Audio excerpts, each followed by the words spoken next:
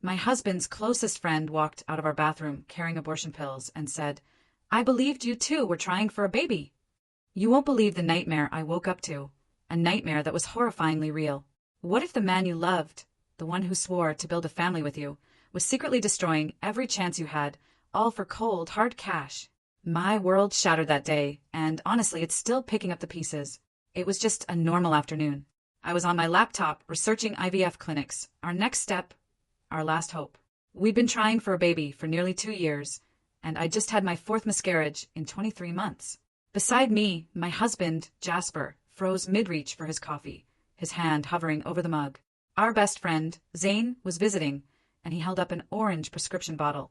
"We're trying, Zane." "What are you talking about?" I said, confused. Zane's brows furrowed. "Then why do you have miprostone? This is abortion medication. It terminates pregnancies." I laughed nervously. A tight, panicked sound. "That's not mine. I would never." "Jasper, is this yours?" The silence that followed was deafening, defeating. Zane looked between us, and the dawning realization on his face was agonizing to watch. "There's only 2 people who live here," I whispered, as Zane started reading the label aloud. "Filled last month and the month before." My stomach dropped like a stone. The air left my lungs. "My miscarriages," I breathed, the words barely audible.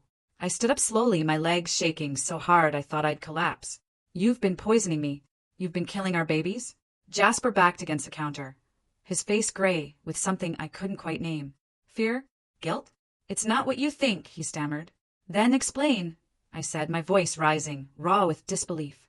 "Explain why abortion medication is in our house while I'm taking fertility supplements, while I inject myself with hormones, while I've been blaming my body for failing us."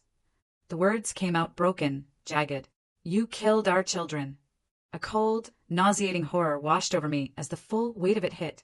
I remembered Thanksgiving, when his mother called me defective, asking if we should explore other options.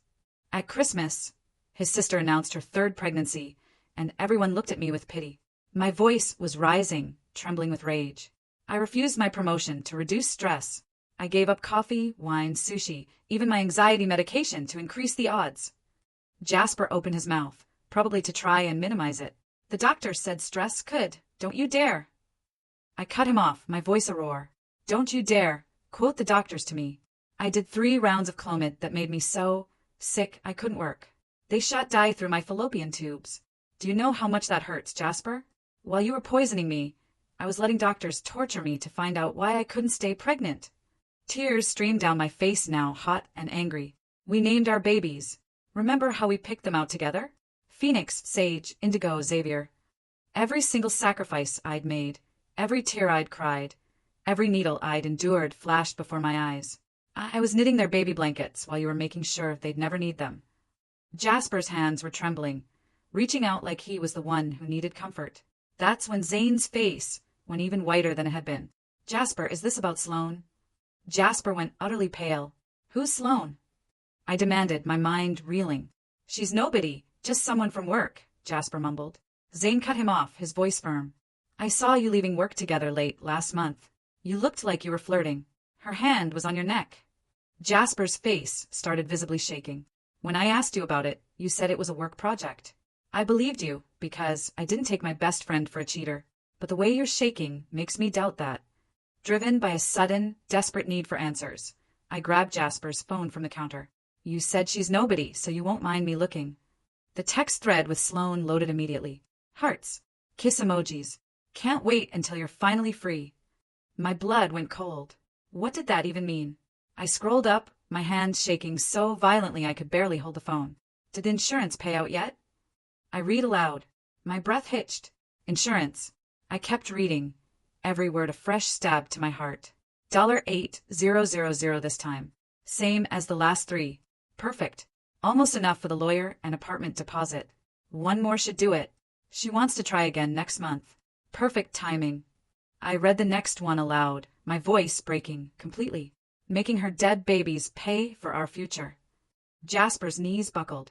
Not from remorse, I realized, but from utter embarrassment. He gripped the counter, trying to stay standing. My vision blurred with tears. "You've been collecting money from our dead children." I could barely breathe. "Pregnancy loss insurance? Through your work?" I didn't even know that existed. $8,000 per miscarriage. That's $32,000. I kept scrolling, finding worse with every swipe. You texted her from the hospital. While I was miscarrying indigo, you wrote, "One more after this and we're free." You held my hand through contractions while planning the next murder. I never meant for it to hurt you Jasper started. You didn't mean to hurt me. I screamed. The pregnancy tests. Everything clicked into place. You always brought them home, insisted on watching me take them. You knew exactly when I was pregnant, so you could start poisoning me. You controlled the timeline of when each baby would die, so it would never look suspicious. I hurled his phone at him. You let me believe I was broken. Let your mother suggest you deserved a real woman who could give you children. You even agreed with her, then said you'd love me anyway, like you were doing me a favor. Zane already had his phone out. "I'm calling the police." Jasper reached for me. "Please let me explain." "Explain what?"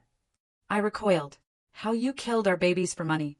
How you poisoned me to afford your girlfriend. I used our savings for fertility treatments while you were collecting death benefits." I looked at this man I'd loved for 7 years. Every night I prayed for a baby. Every morning I gave myself injections that made me gain 30 pounds. Your response? You said I was less attractive, remember? While you were poisoning me to be with Sloane. Jasper's mouth moved, but no words came out. Like even he couldn't find a lie big enough for this.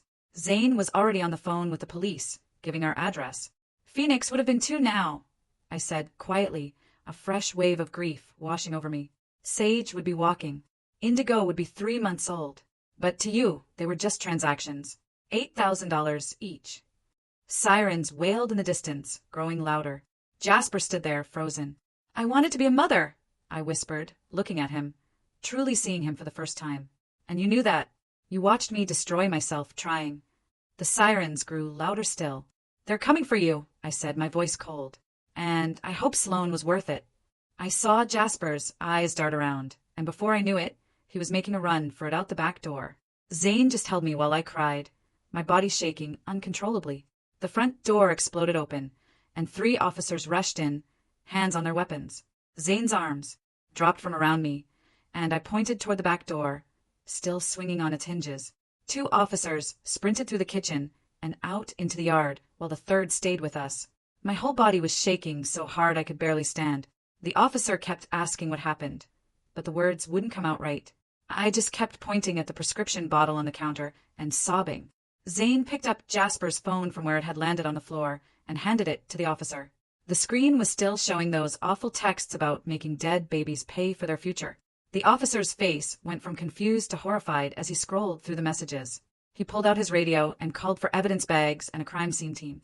More sirens were getting closer, and soon paramedics came through the door with their equipment bags. They took one look at me shaking and crying, and immediately started checking my vitals. My blood pressure was 180/110, and my pulse was racing at 140. The paramedic said I needed to go to the emergency room right away. She explained that being poisoned repeatedly for almost 2 years could have caused serious damage we couldn't see. Zane said he would drive me and help me stand up. My legs felt like jelly, and I had to lean on him to walk. The officer said detectives would meet us at the hospital to take my statement. Outside, there were 4 police cars, now lights flashing. Neighbors were standing on their porches, watching. I saw Mrs. Henderson from next door with her hand over her mouth. Zane helped me into his car, and we drove to the hospital in silence, except for my occasional sobs. At the emergency room, they took me straight back when Zane explained about the poisoning. The triage nurse's eyes went wide when she heard about the miprastone. They put me in a room, and a doctor came in within minutes. I told her everything. About the 4 miscarriages, finding out Jasper had been giving me abortion medication. She ordered blood work, urine tests, liver function tests, and an ultrasound to check for organ damage. A nurse came in to draw what felt like 20 vials of blood. Then another nurse came with a camera to photograph me for evidence. She took pictures of my face, my arms where all the 4 marks were from the miscarriages, and my swollen belly from the fertility drugs. They said everything would be documented for the police report. I could hear Zane out in the waiting room on his phone. Later, he told me he was calling in sick to work and texting our friend group about what happened. He kept telling people he should have said something when he saw Jasper with Sloane. He looked destroyed by guilt when I saw him between tests. After about 2 hours, a detective arrived. Detective Lionel Mallister was a tall man with kind eyes who introduced himself as the lead investigator. He had a laptop and started typing as I told him everything from the beginning. How he'd been trying for a baby for almost 2 years, the 4 miscarriages that destroyed me, the fertility treatments that cost our entire savings, finding the prescription bottle today, the texts about the insurance money, Jasper running when the police were coming. Detective Mallister asked detailed questions about dates and times and medical records. He gave me his business card with his direct cell phone number. He said they needed my consent to search the house thoroughly. I signed the form immediately. He explained they would be collecting everything from the kitchen and all medications from the house. They'd already put out an alert for Jasper's car and frozen his credit cards and bank accounts.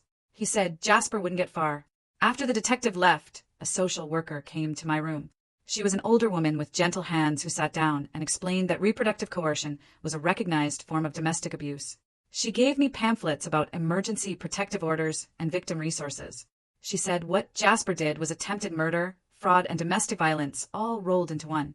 She helped me fill out paperwork for an emergency restraining order right there on the hospital bed. The doctor came back with my test results around 9 o'clock that night. I was still trying to understand how someone could plan something so awful. Jasper was actually timing when to give me the medication based on my pregnancy tests.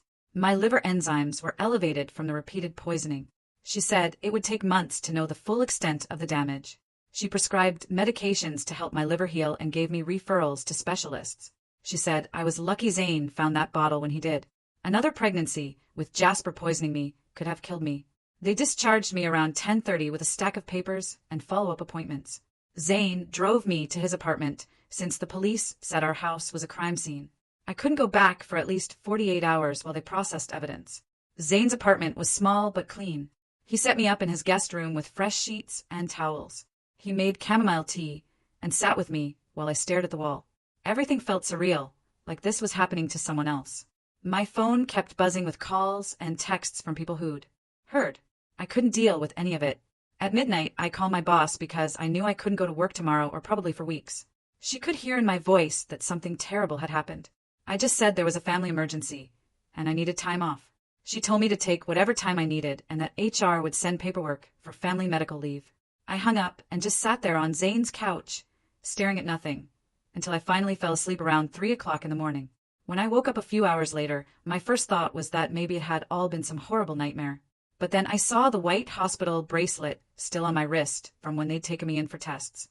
The reality hit me all over again, and I barely made it to Zane's bathroom before I started throwing up. I stayed there on the cold tile floor for almost an hour, just dry heaving and crying until there was nothing left. Zane knocked softly and brought me water and a wet washcloth. But I couldn't even look at him because I was so embarrassed about falling apart like this. My phone started ringing around 9 o'clock, and when I saw it was a blocked number, I almost didn't answer, but something made me pick up.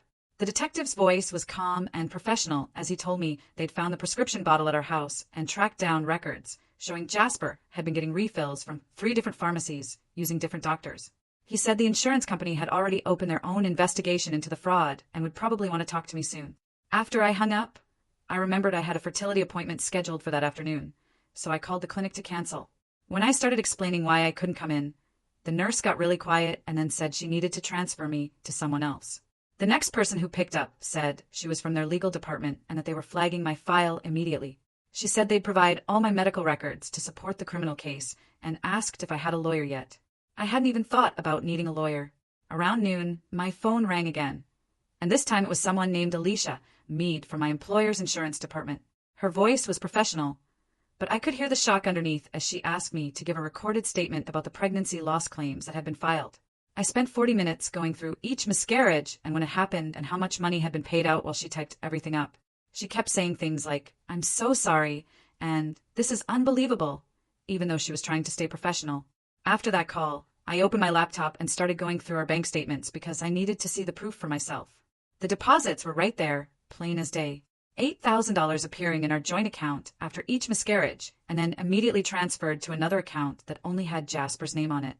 The dates matched up perfectly with when I'd lost each baby. I took screenshots of everything and emailed them to myself and to the detective. My phone rang again, and when I saw it was Jasper's mother, I almost didn't answer, but then decided to see what she had to say. She didn't even wait for me to say hello before she started screaming about how I was ruining her son's life with my lies and hysteria, and how dare I involve the police in a private family matter. She said I'd always been unstable, and this proved it, and that Jasper was better off without me. I hung up on her, but not before I'd recorded the whole thing on Zane's phone. I forwarded the recording to the detective and then blocked her number and her husband's number and Jasper's sister's number too, because I knew they'd all be calling next. 3 days passed in a blur of police interviews and phone calls with lawyers and insurance investigators. Then, an email popped up from an address I didn't recognize. But when I opened it, I knew right away it was from Jasper. He was writing to say this was all a huge misunderstanding and begging me to call off the police before things went too far. He actually had the nerve to claim the medication was to help manage my miscarriages, not cause them. Like I was stupid enough to believe that. He said he'd been trying to spare me more pain by ending the pregnancies early when he could tell they weren't viable. Reading his lies made me so sick I had to run to the bathroom again. The next day, I had an appointment with a reproductive specialist that the detective had recommended to assess the damage. The doctor went through my whole medical history and explained how the repeated exposure to miprastone could have caused serious damage to my uterus and cervix. She ordered a bunch of specialized tests and blood work and warned me that my future fertility might be permanently affected. She said she'd seen cases like this before, but never where it was deliberate poisoning by a spouse. While I was at the doctor's office, Zane was at the police station giving his formal statement about seeing Jasper with Sloane. He showed them photos on his phone from when he'd seen them together at a restaurant last month when Jasper had told me he was at a client dinner.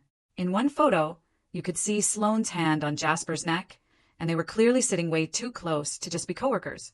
Zane also told them about how Jasper had lied when he'd asked about it and said it was just a work project.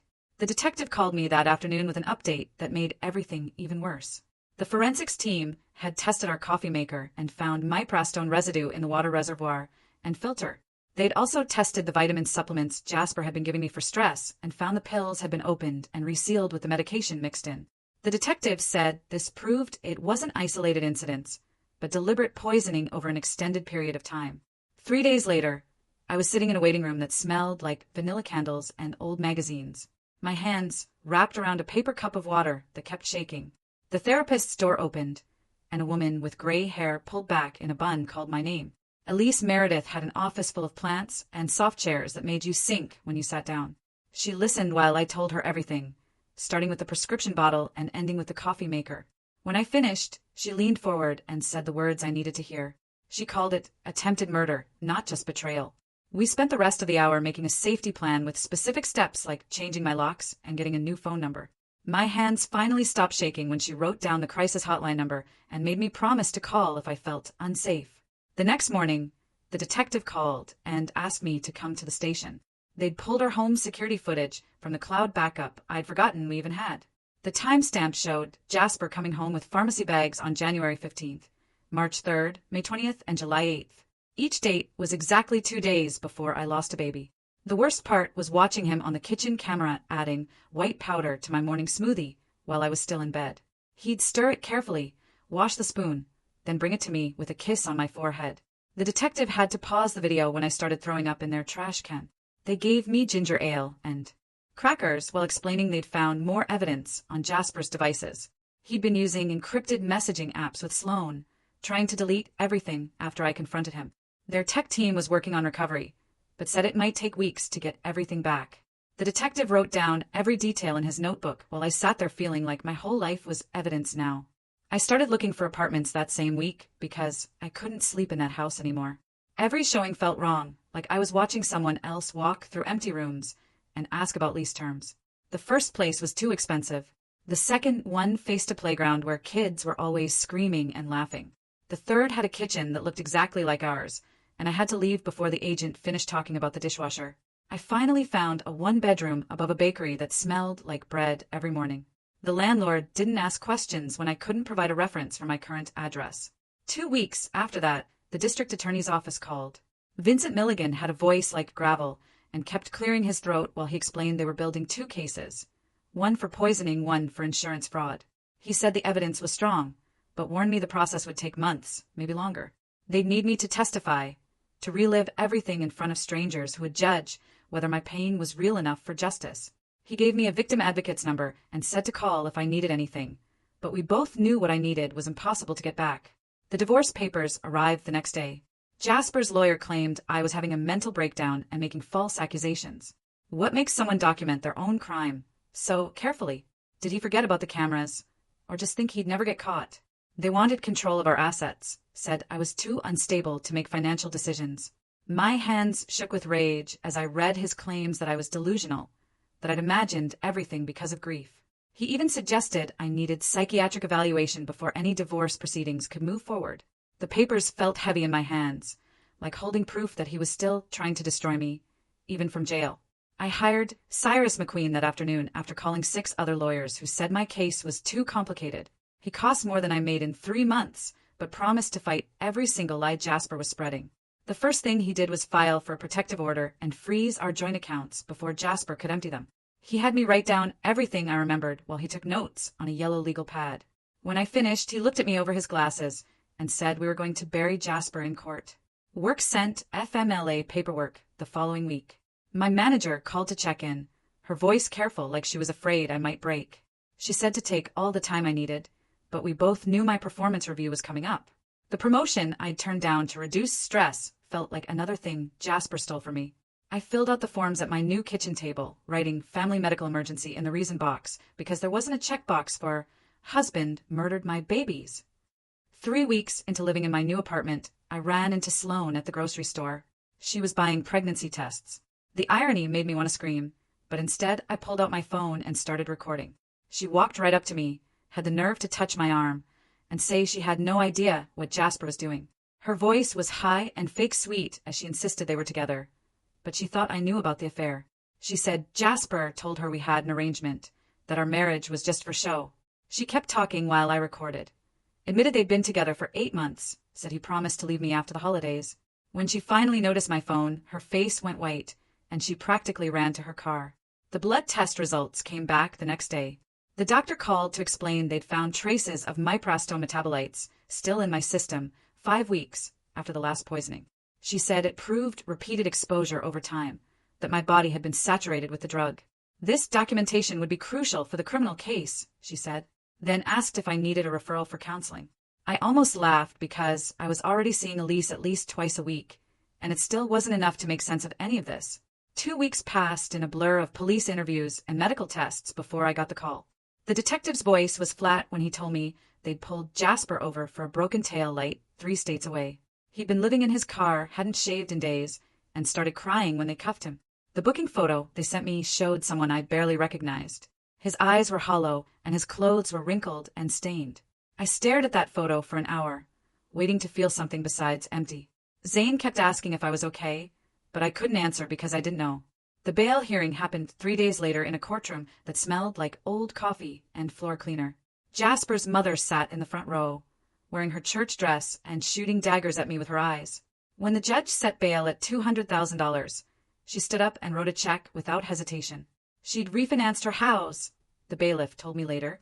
The judge granted my request for a restraining order, but I knew that piece of paper wouldn't stop Jasper if he really wanted to hurt me. His mother cornered me in the hallway afterward and hissed that I was destroying her son's life over nothing. I walked away without responding, because what could I say to a woman who thought poisoning babies was nothing? The next week, Elise suggested I try a pregnancy loss support group that met at the community center on Tuesdays. I sat in that circle of plastic chairs for 20 minutes before I could speak. When I finally said the words out loud about what Jasper did, the room went completely silent. One woman started crying, and another reached over to hold my hand.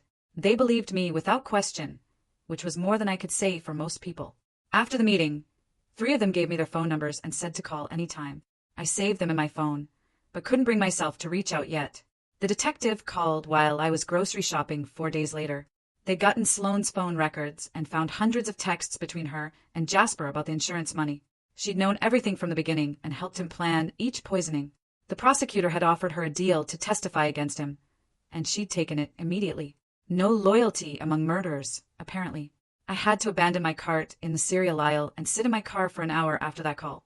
The next morning, I stopped at my usual coffee shop for the first time since everything happened. A pregnant woman was ordering at the counter, her hand resting on her round belly. My chest got tight and I couldn't breathe. The walls started closing in, and my vision went dark around the edges. I stumbled to my car and used the breathing exercises Elise had taught me. Count to 4, breathing in, hold for 4, out for 4. It took 15 minutes before I could drive home. My lawyer, Vincent, called that afternoon with news that made me want to scream. Jasper was claiming the miprastone was prescribed by a doctor for his own medical condition, some rare thing where men supposedly need it, which was complete garbage. We spent the next 6 hours going through every medical record I had from the past 3 years. Not a single prescription for that drug existed in my files. Vincent said we'd need to subpoena Jasper's medical records to prove he was lying. The insurance company called the next day, and Alicia's voice was all business. They were denying all 4 claims Jasper had filed and demanding repayment of $32,000 plus interest. They were also filing criminal charges for insurance fraud on top of everything else. She said they took fraud very seriously and would pursue this to the fullest extent. Good, I thought. Let him face consequences from every direction. Zane drove me back to the house a week later to pack my things. I'd been staying with him since that first night and couldn't put off getting my stuff any longer. The moment I stepped into the kitchen, my whole body started shaking. This was where he'd poison me every morning, mixing that drug into my prenatal smoothies while kissing my forehead. I threw up in the sink while Zane rubbed my back. We grabbed clothes and important papers and left everything else behind. I couldn't stand being in those rooms where I'd been so happy and so stupid. My phone started blowing up with messages that night from people I thought were friends. Jasper had been posting on social media about how I was having a mental breakdown and making up horrible lies. Some people believed him and sent me messages saying I needed help. Others just wanted gossip and asked for details like this was entertainment. I deleted every social media account I had after reading one post that said I was obviously lying because what husband would do something so evil? The prosecutor brought in a forensic toxicologist the following week to review my case. She spent 3 hours explaining how the poisoning pattern showed careful planning. Each dose was calculated to end the pregnancy while keeping me alive, which required specific medical knowledge. The spacing between poisonings was designed to look like natural miscarriages. She said whoever did this knew exactly what they were doing and how to make it look like bad luck.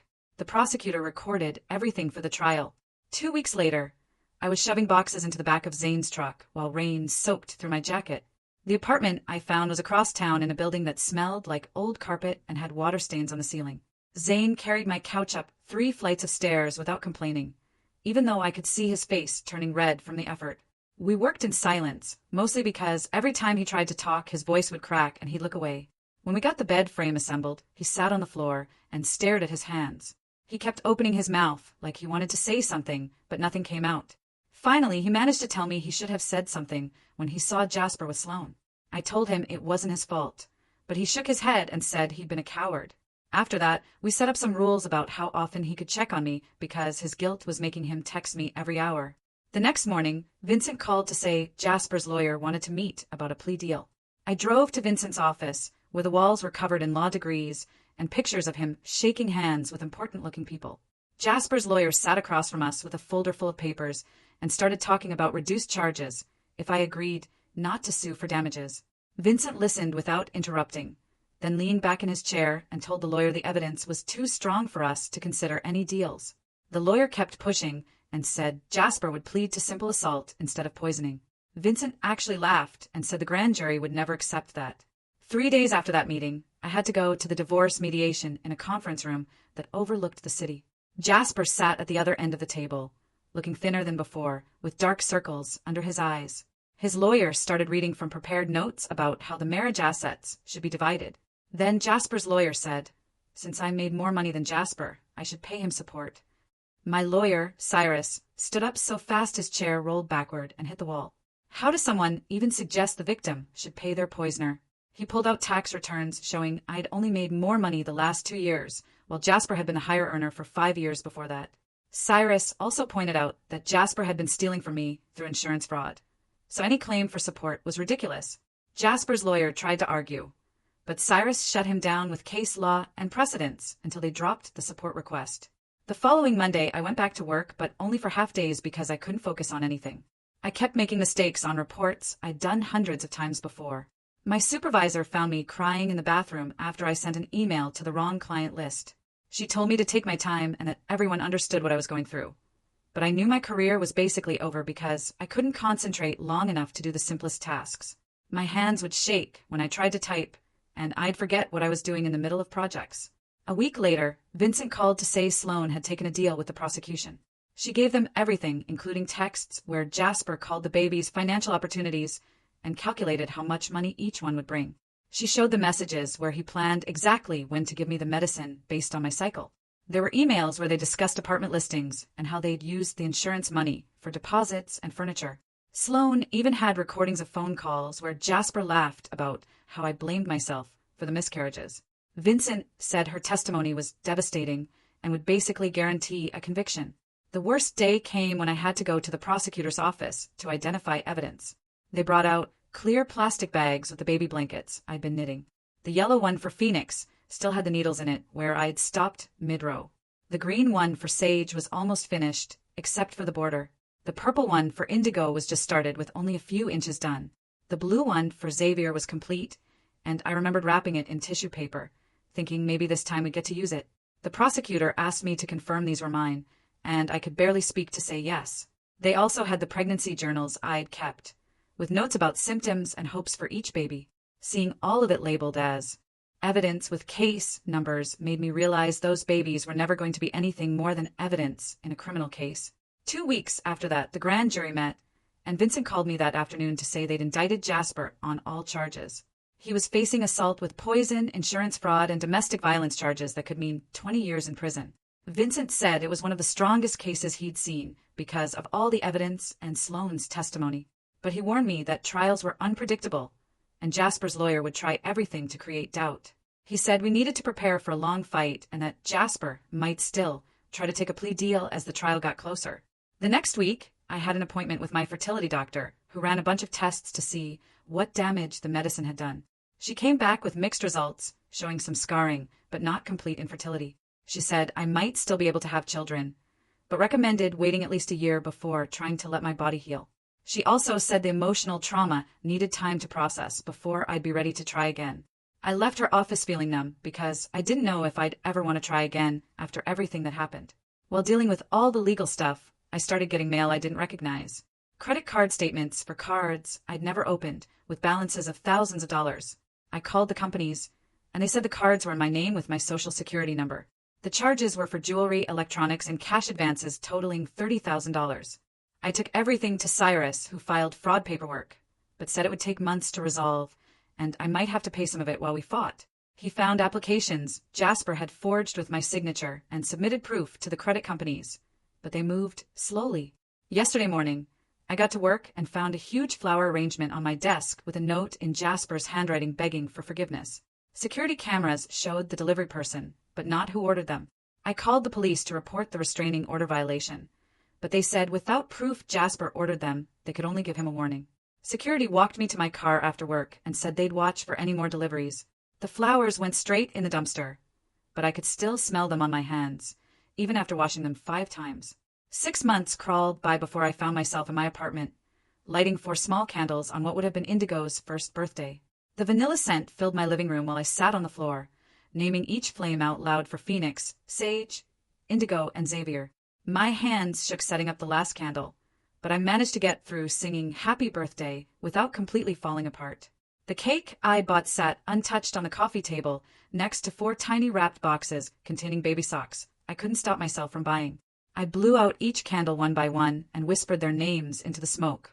The divorce papers came through 2 weeks later, and my lawyer explained how Jasper's criminal actions meant our prenup kicked in hard. I got the house, both cars, our savings, and the retirement accounts, while he got stuck with over $40,000 in legal fees and nothing else. The paperwork showed his signature shaky and uneven, where he'd signed from county jail. I signed my name steady and clear, then went home and changed the locks, even though he couldn't get out anyway. 3 months after that, I sat in a cold room at the courthouse waiting to testify before the grand jury. They made me describe each miscarriage in detail, while Jasper sat 20 feet away in his orange jumpsuit watching me. His lawyer kept interrupting to ask if I was sure about dates and times, trying to make me look confused or like I was lying. I pulled out my journal where I'd written everything down and read the entries word for word about the cramping, the bleeding, the emergency room visits, the DNC procedures. When his lawyer asked if maybe the miscarriages were natural, I pointed at the prescription bottle evidence and asked him to explain why abortion medication was in my prenatal vitamins. The grand jury indicted on all charges within an hour. Elise met me at her office the next week to help write my victim impact statement for sentencing. She had tissues ready, and a recorder so I could speak instead of write when my hands got too shaky. I named each baby and described the nursery I'd started planning 4 different times. I talked about the baby clothes I'd hidden in the closet that I still couldn't bring myself to donate. I mentioned the stretch marks on my stomach that proved those pregnancies were real, even though Jasper tried to erase them. We practiced reading it together until I could get through without my voice breaking completely. The plea deal news came through Vincent's office a month later, and I threw my phone across the room when I heard 5 years with possible parole in 3. Vincent explained on speaker that it was actually a good outcome for a poisoning case where the victims technically never drew breath according to the law. I screamed that they were real babies to me and hung up on him. The sentencing hearing happened 2 weeks after that in a packed courtroom. I read my statement while Jasper's mother wailed dramatically in the gallery and his sister shot daggers at me with her eyes. The judge nodded along and said he understood my pain but had to follow the plea agreement the prosecution accepted. Jasper stood up and mumbled something about being sorry, but the judge cut him off and told him to save it. I walked out feeling empty while his family shouted that I'd ruined his life. My lawyer filed the civil suit for emotional distress and battery the same week, warning me it would take years and I'd probably never see a penny from someone doing time. I signed the papers anyway because I wanted it on record forever what he'd done. The insurance company moved faster with their own lawsuit and won $50,000, including penalties and interest that Jasper would owe whenever he got out. Their lawyer called it a slam-dunk case of insurance fraud and said they'd garnish any wages he ever earned. Small comfort when my arms stayed empty every night. 6 months into his sentence, I started volunteering with a domestic violence group, telling my story to rooms full of women who nodded along with recognition in their eyes. Some of them had bruises, but others had invisible wounds like mine from partners who found creative ways to control and hurt them. The coordinator said reproductive coercion was more common than people realized, and my story helped others recognize the signs.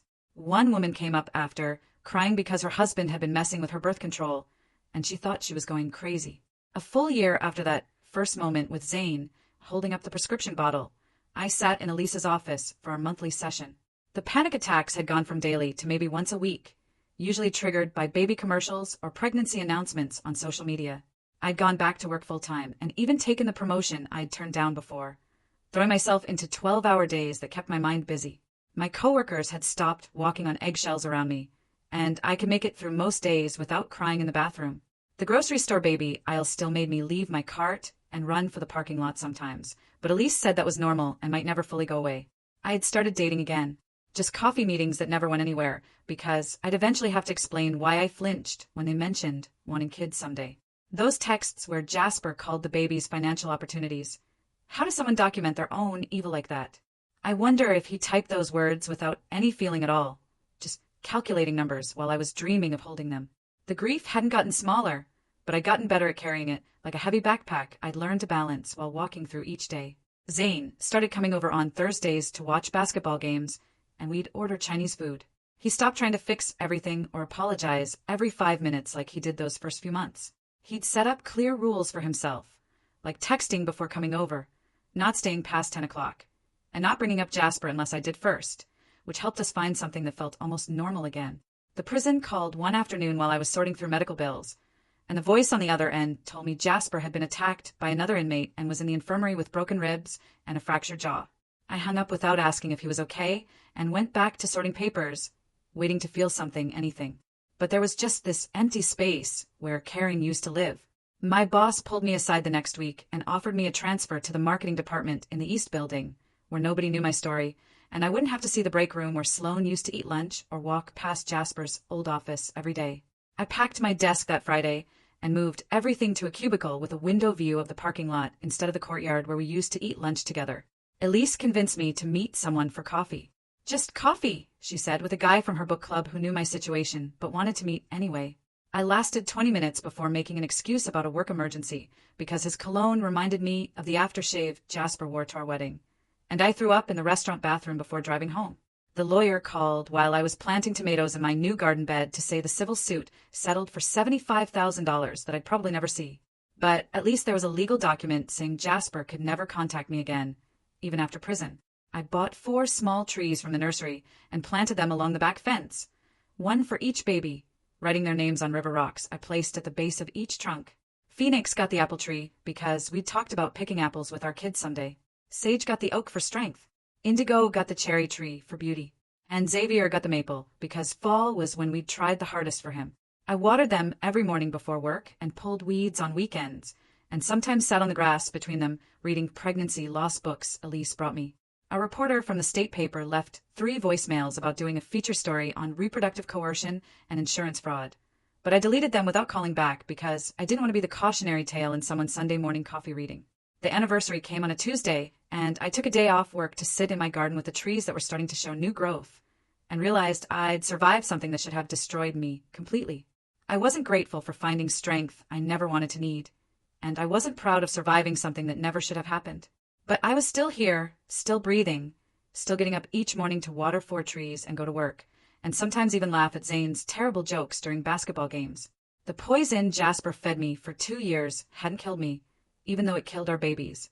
And some days that felt like its own kind of victory, even if it was one I never wanted to win. This journey has been unimaginable. What would you have done if you discovered such a horrifying betrayal by the person you loved most? Have you ever had to find strength you didn't know you possessed? Tell me what you think. I really want to know your thoughts and experiences in the comments below.